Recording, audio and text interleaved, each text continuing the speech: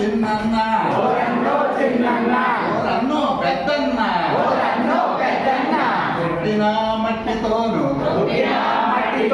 కుండలను చేయరు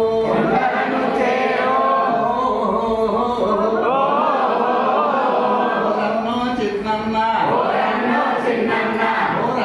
పెద్దన్న చేసిన కుండలన్నీ పాపంలో కాల్చరు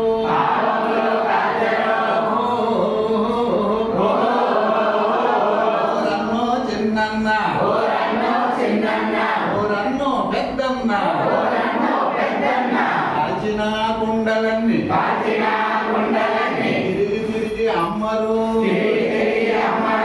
ఓరన్నో చిన్నన్న